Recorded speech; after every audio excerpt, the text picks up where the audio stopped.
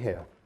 Unusual pleasure because I'm one of the more innumerate members of my historical profession, which means by your standards I'm well below the salt. I normally talk about, as Adrian indicated, subjects related to the British Constitution, which suits me because you can send it up. It has more than a touch of the Ealing comedy, the British Constitution, partly because nobody knows what it is. There was one celebrated moment when the Queen opened our new building, being our patron, and she came into a seminar of mine on her Constitution. And she left. She does stunning exit lines. And a wonderful little blue pillbox hat on, which I must admit I did crave. But anyway, she left with this wonderful line, "The British Constitution has always been puzzling and always will be." And I thought, well, you're it, dear, and if you don't know. So it's great consolation to my students when she said that. But today's subject is very heavy indeed, and grim in many ways. And it's part of a project which is coming to fruition now, which is a collaboration between Queen Mary, the British Academy and the National Archives to look at the private conversations in the deepest secrecy that took place in Whitehall over several generations of ministers and officials now, as Adrian said about Britain and the bomb. It's rather a special case study in terms of evidence-based government, and that's an interest historians and statisticians share. And it's timely, which is why we're doing it, because we've just gone through another decision-making cycle, part of which is reflected in the chronology which you have in your pack, which I'll come back to in a minute. Now, of all the thousands of decisions taken by British Cabinet since 1945, each one carefully recorded and preserved for eventual release at the National Archives, those touching upon the nuclear weapon, for obvious reasons, leave a very special trace.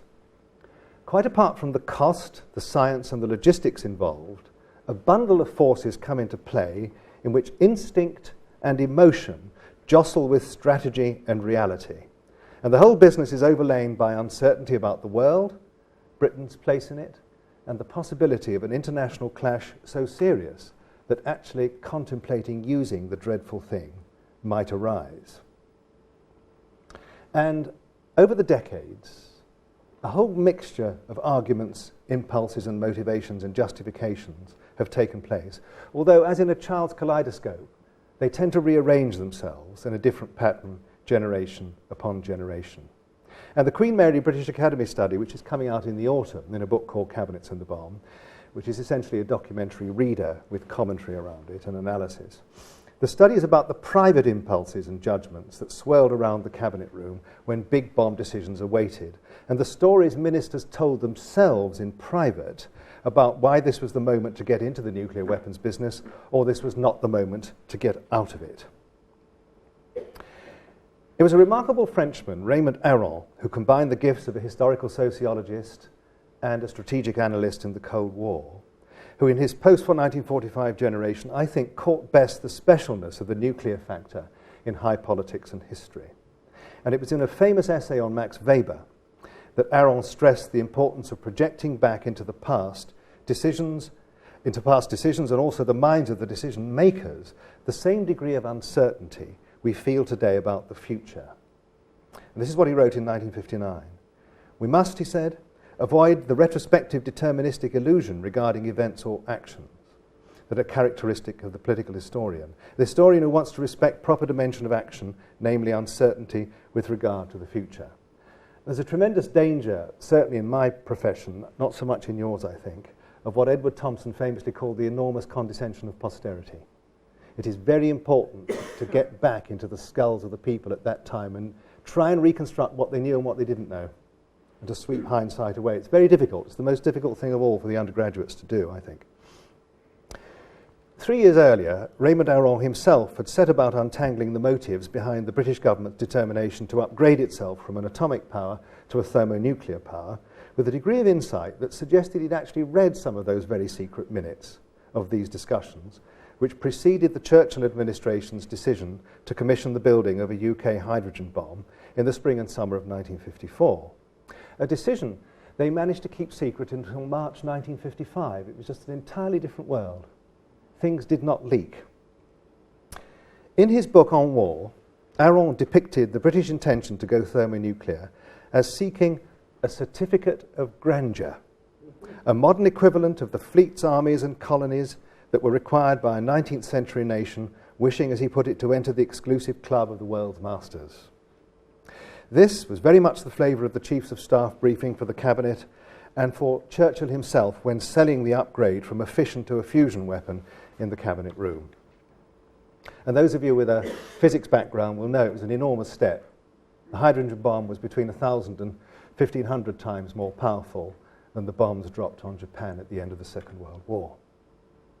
And over the 6 decades of decision-taking so far, certificates of several kinds have been involved. Insurance certificates, lest the United States withdraw its nuclear shield from Western Europe. Certificates of deterrence. Would the Soviet Union risk attacking a standalone Britain, even without an American guarantee, if Russia stood to lose tens of its cities in a UK-launched retaliation? Political certificates of various kinds. Wouldn't the UK be in a stronger position to restrain the USA in a period of rising international tension if it too were a nuclear power? Would the rest of Western Europe be happy if, following a unilateral British disarmament, the French were left as the sole continental nuclear-tipped nation?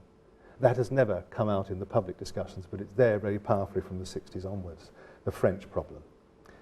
For the British bomb, ever since the Attlee government decided in 1947 to go it alone and make an atomic weapon without US assistance, it's been as much, if not more, of a political weapon than a military one. And the becoming and remaining of a nuclear power is one of the most fascinating running themes of the post-war years, I think. And so far, every government, every one of them, has wished either to acquire, retain, or renew its nuclear certificate. And the documents you have, which I'll turn to in a minute, date from 1945, but the story doesn't. By the time Clement Attlee wrote his first memorandum on the bomb in August 1945, within a few weeks of becoming Prime Minister, another British Prime Minister had become the first, and let's hope the last, to authorise the use of an atomic weapon, Churchill. Yet till Attlee, no British cabinet or cabinet committee had been involved in nuclear decision-taking of any kind. For Winston Churchill in the war, tube alloys issues, that was its code name, tube alloys, was first and last a prime ministerial, not a cabinet matter. He declined all suggestions that he should consult even the ministers in charge of the service ministers, as they were called, leading the War Office, the Admiralty and the Air Ministry, let alone a formal group of colleagues, even after the secret Quebec Agreement of 1943 with President Roosevelt, whereby they undertook not to use the weapon against each other or on anybody else without prior joint consultation and agreement. None of this came to the War Cabinet. Thanks to Churchill's fading memory, and there is a kind of god of the archives, and this wouldn't be here if Churchill hadn't been in such a senescent condition in his last premiership, this document. He couldn't remember the sequence of decision-taking he'd agreed to in the war. So he asked Lord Cherwell, his scientific advisor, to devil in the archives and find for him the sequence. And in fact, it's based, this catch-up document, from 1951-52, on files that we still can't find. And in his reply to Churchill's request, actually it was early 53, he began with the constitutional question. On March the 21st, 1944, he said, Sir John Anderson, that was the Minister for the bomb, suggested that the tube alloys programme should be mentioned to the service ministers and to other ministers concerned, but you minuted, I do not agree. Sir John Anderson was perturbed by your decision, and I'm fairly certain that in the spring of 1945, he made another attempt to persuade you to bring the matter to the Cabinet, and that I supported him. No papers bearing on this can, however, be found. In the event, it seems, the question was never discussed at Cabinet or in the Cabinet's Defence Committee. And it was in early 1945, as Cherwell's January 53 minute reminded Churchill, that the Manhattan Project, the combined British, American, Canadian project to build the bomb in the United States, was reaching a critical stage. And Cherwell went on, in April 1945, Lord Wilson, that was Britain's representative on the Combined Policy Committee which dealt with the bomb in Washington, telegraphed to Sir John Anderson that the Americans proposed to make a full-scale test in the desert in July and to drop a bomb on the Japanese in August, and I told you about this. At the end of May 1945, after the war in Europe had ended, it was agreed that in order to fulfill the Quebec Agreement, the concurrence of His Majesty's government should be recorded at a minute of the Combined Policy Committee. On the 29th of June 1945, Anderson reminded Churchill of the drill.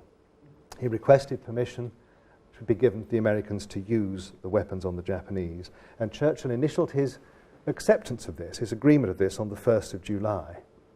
And on the 4th of July, it was transmitted to the Americans in Washington by Wilson.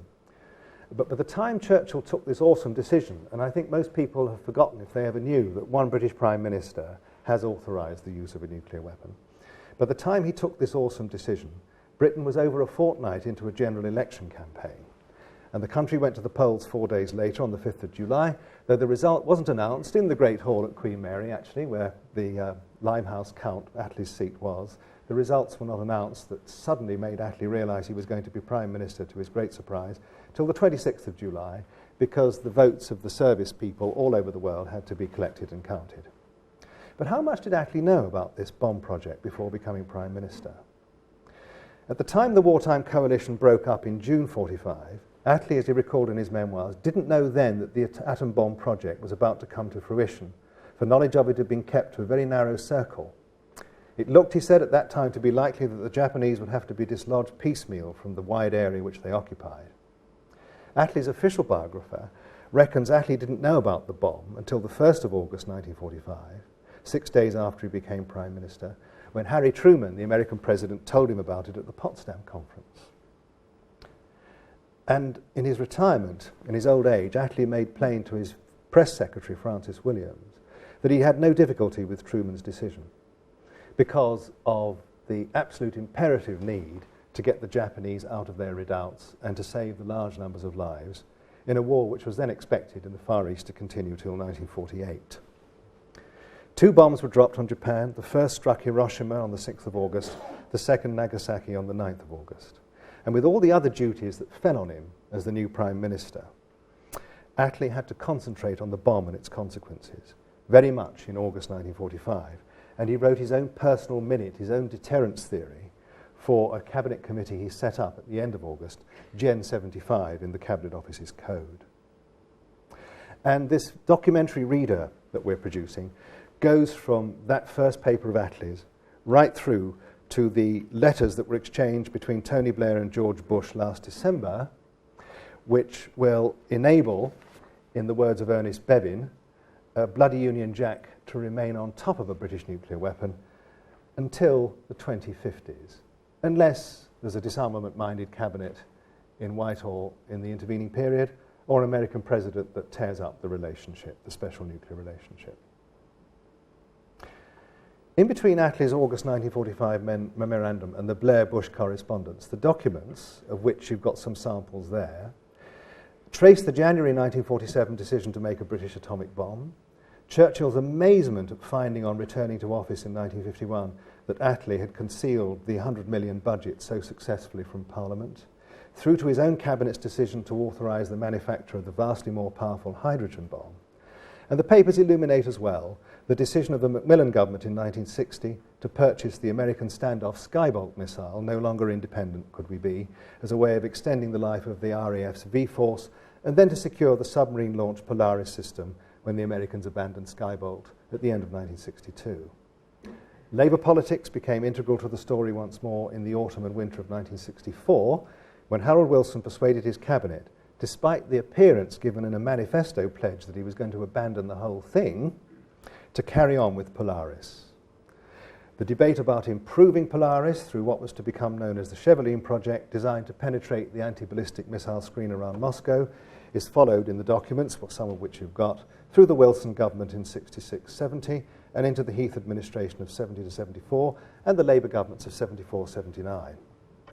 And we have a small amount, only very small amounts still, of information available from the highly secret ministerial group Jim Callaghan convened in 1978 to consider replacing Polaris against a very specific manifesto pledge in the elections of 1974 not to do so. A decision that was eventually taken by the first Thatcher government in 1980 that's got the Trident missile out there now. There's a submarine out there this very minute. The new Prime Minister, I think 10 days ago, had to go through the awful business, and this is when they know where they're Prime Minister, being briefed on what these dreadful things can do, where the boat is, and also on his options that he has to decide on from beyond the grave if we're wiped out by a preemptive strike. And Gordon will have had to sit down, he may have to do it this weekend because there's quite often a gap, and write down longhand on 4 separate sheets of paper whether, when he's gone and we're all in irradiated cinder, whether that boat retaliates or not. And they hate doing it. Tony Blair went white as a sheet when he was told about this, and so he should have done. And Gordon is not one of the alternative nuclear decision takers under the Blair system, you see. So he's had to go through it in the last few weeks. And that's when they realised their Prime Minister, because these instructions go into the safe of each Trident submarine, and they're only to be opened by the two top officers together. There's always two people, when they know there's no Britain to come back to. And it's a dreadful, dreadful business. And it's essentially having to decide on the deaths of millions of people from beyond your own. Very bizarre. Very bizarre.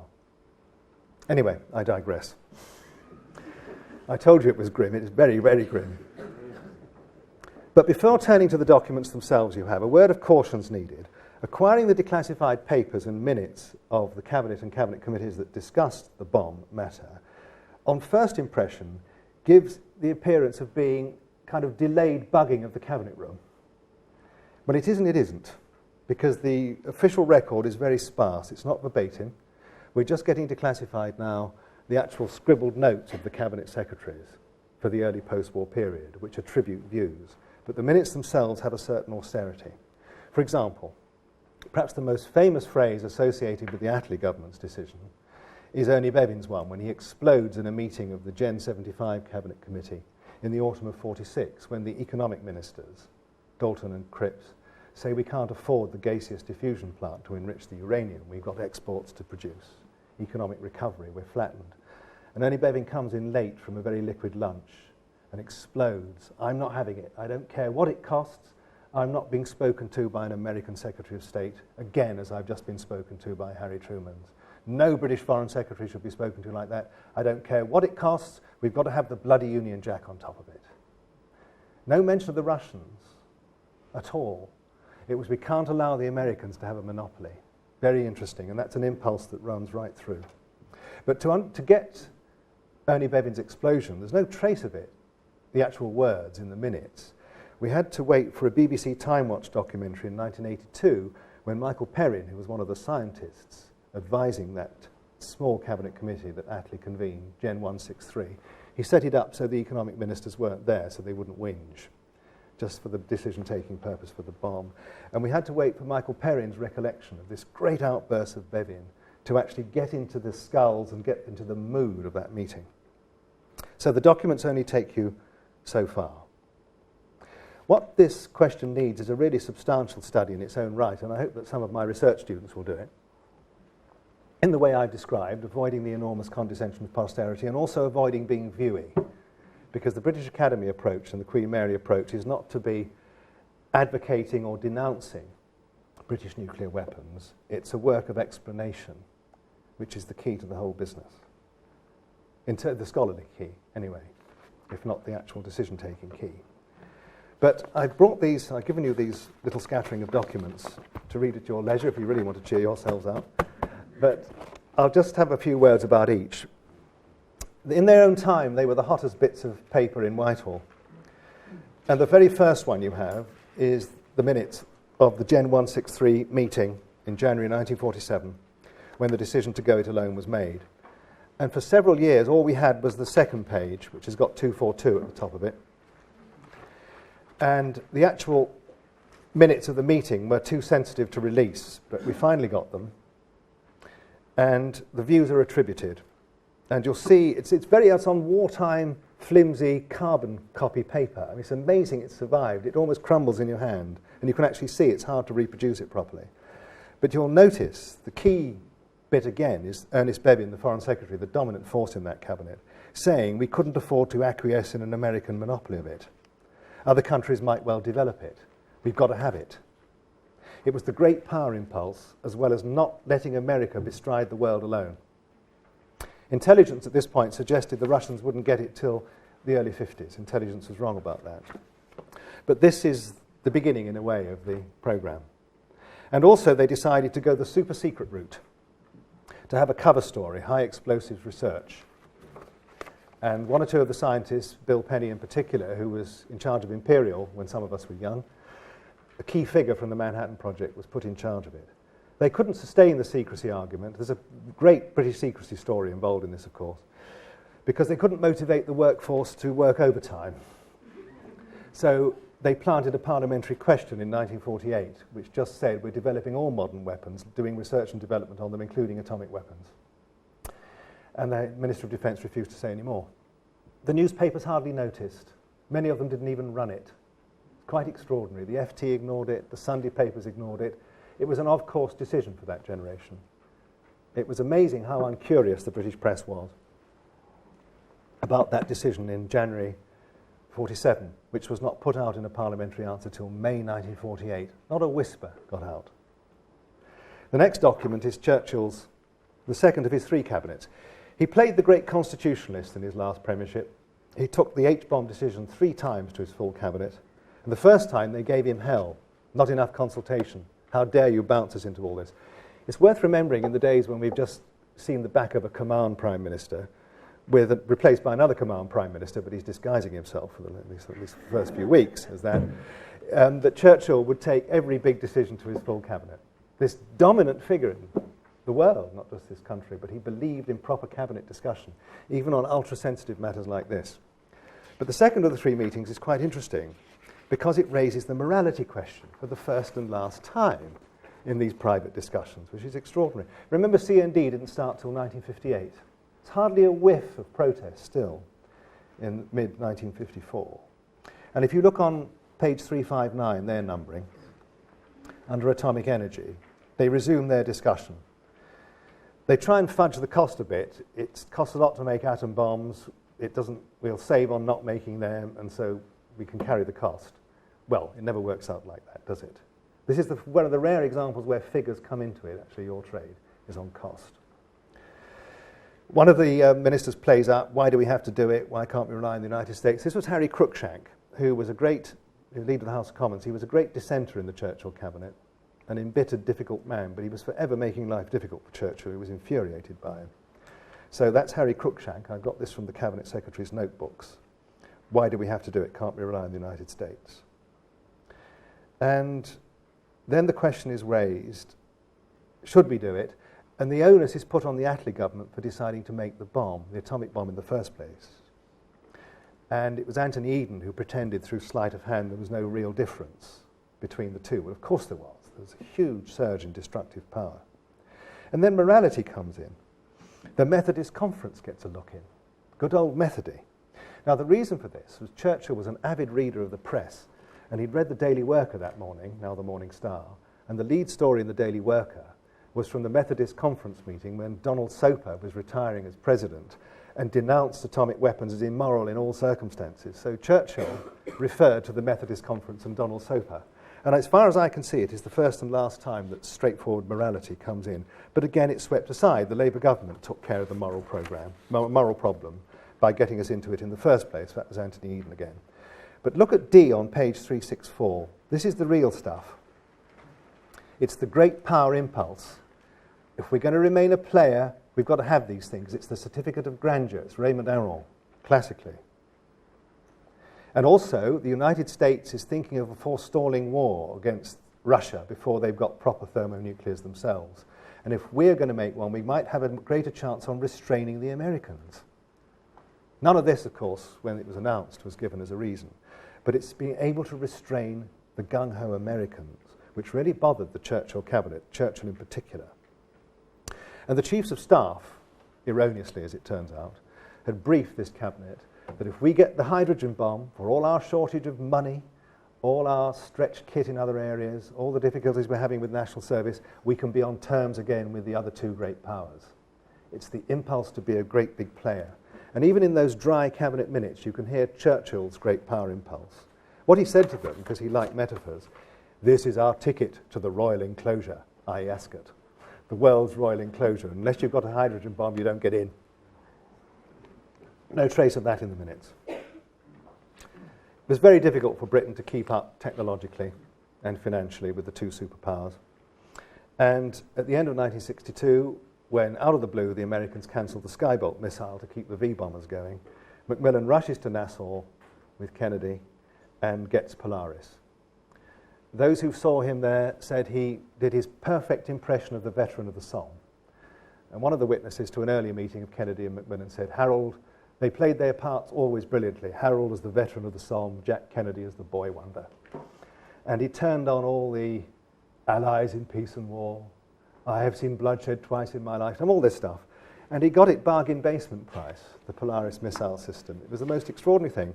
And he sold it to his cabinet when he got back in this document you have here. But the interesting thing is the arguments, of course, have had to shift, haven't they? Because we're no longer doing it homegrown, all of it. Because we can't do it unless we buy missiles from America, make our own warheads, still do. But it's now interdependence is the argument. That's on page 5 of these cabinet minutes. The desirability of interdependence in this difficult world. Also, the capacity to influence the United States is there again. And he got it through. It had helped, of course, that he'd been immensely loyal to Kennedy in the Cuban Missile Crisis just a few weeks before. But I haven't brought you anything on the Cuban Missile Crisis, but the transcripts of his conversations with Kennedy are very revealing. Not the supine special relationship in those days. He infuriated Kennedy at the height of the Cuban Missile Crisis by saying, of course, if somebody has to call a conference, I will do it. It is much better that we have a conference rather than a nuclear exchange. And also, Jack, he said, we've been living within range of these missiles since the mid-1950s. You get used to it, you see. I mean, this is not what President Kennedy wanted to hear. He's a remarkable man, Macmillan. I mean, he might appear supine and special relationally in this, but my God, he used to tell them things they didn't want to hear. But some of us can remember the 1964 election, can't we, when we thought if Labour won, the bomb would be no more. And the manifesto pledge seemed to more than indicate that. But within weeks of coming in, Wilson convenes the smallest ministerial group ever to take the decision to carry on. And Harold was brilliant at smoke and mirrors. And he was going to sell it, as he did to the cabinet and his party, that we were going to pool it into an Atlantic nuclear force, Polaris, with the Americans. And so it wouldn't be solely independent. We wouldn't pretend to be independent anymore. Well, the Atlantic nuclear force was a mirage. It never happened. But notice on page 73 of that document of November 64, their number 73, that in the third paragraph, he says, we'll need 3 submarines for our own needs if NATO should collapse. There you are. Independence again, smoke and mirrors, the great power impulse. This is not the moment to disarm. And Dennis Healy said to me many years later, the Chinese had just tested their first atomic bomb on the very day of the general election. This was not the moment to give up. So for all the impression Harold created, sleight of hand, Polaris continued. And the very last document is Harold, in a Labour administration that had just come back from an election with a majority of 3 in the middle of a huge economic crisis, again saying we must carry on with this and upgrade it. There's no point having this thing if it can't hit Moscow. And if you look at page 3 of that cabinet minute, there it all is. Great power impulse. We mustn't let the French be the only ones to have it. The Germans will get very nervous. The Americans want to keep it. And then Harold whipped out to a memorial service, and the Lord President of the Council, Ted Short, took the chair and smoothed everybody over. There's a whiff on page 4 at the top of CND, Barbara Castle, Tony Benn, perhaps one other, but he got it through, the Polaris Improvement Programme. Now, these documents are just a little fragment of this long and tangled and involved story, but you'll see the mutations of the private arguments that are usually very different from the public statements when they come. It is an extraordinary story. Daniel Boorstin, the great historian of discovery and discoverers, once wrote that from Hiroshima on August the 6th, 1945, the world received the shocking discovery that man had opened the dark continent of the atom. Its mysteries would haunt the 20th century. And its political, military, and strategic consequences have haunted British cabinets from that day to this. And the question of the bomb runs like an irradiated thread right through the history of high bureaucratic and military and intelligence politics for 30 years. It's been intimately bound up to, in our country, with the history of official secrecy, parliamentary accountability, or the lack of it in many cases, not so much recently, but certainly in the early days, and the individual governing style of the prime ministers from Churchill and Attlee to Blair and Brown. And it's an important subcomponent of every premiership, including the very personal business of deciding on the retaliation that I was describing a moment ago. And it's central to the US-UK relationship. And in producing this work, I hope myself and the people who've helped with it will leave the readers to judge, rather than us to declare, what factors trumped which in these documents at various times, these various debates, these various briefing papers from the chiefs of staff and intelligence. But what's especially interesting, I think, to observe is the shift in the blend of reasons for becoming and remaining a nuclear weapons state, and for independence and later interdependence in the pursuit of deterrence. And 3 other countries in particular were players in the British Cabinet Room, and still are, over the 60 years. The United States, Russia, and from 1960, France. And also now, several other would-be proliferators, near proliferators, or real proliferators. And in human terms, it's the doctrine of unripe time, this is not the moment to disarm, and the consequent pursuit, as Michael Quinlan, who was intimately involved in all this, has put it, of a set of rationales to clothe a gut decision. This is where evidence-based comes in, or not evidence-based, you might think. And that really has been a very powerful shaper of the private discussions in the most nuclearized parts of the state. Now, these factors are not unique to the making of nuclear weapons policy.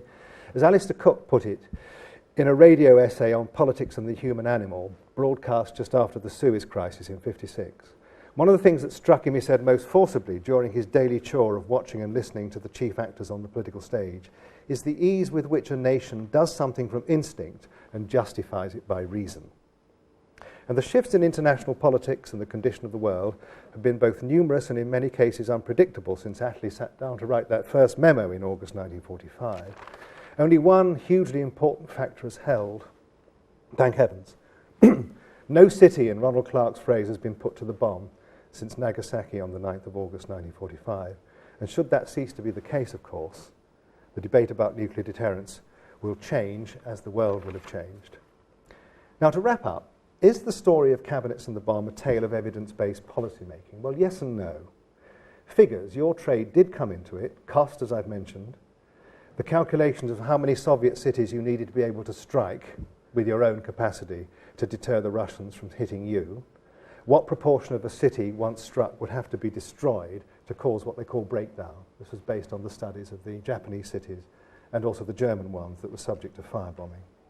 There was intelligence evidence of various kinds, the overall Soviet threat, the possible special threat to the United Kingdom in such a way that the United States nuclear guarantee might not come in straight away.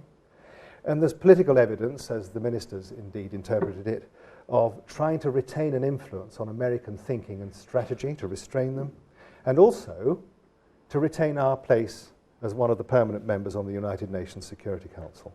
But in the end, I think Michael Quinlan was right. It isn't evidence-based policy making. Instead, it's a fluctuating series of rationales to clothe a gut instinct. And I remember when the great Trident debate was on in the early 80s, talking to somebody who'd been involved from the beginning. Michael Foot was Labour leader, who I think is the only leader of one of the 2 major parties who would have disarmed. He's the only one, actually, I think, if he'd made it. And this figure said to me, well, you see, for my generation, and for yours too, because you read all about it, it's the 1940 fixation, when only a small amount of the most superior kit, with a small amount of very highly trained young men, stood between this country and the end of this country. And like it or not, right or wrong, that is it.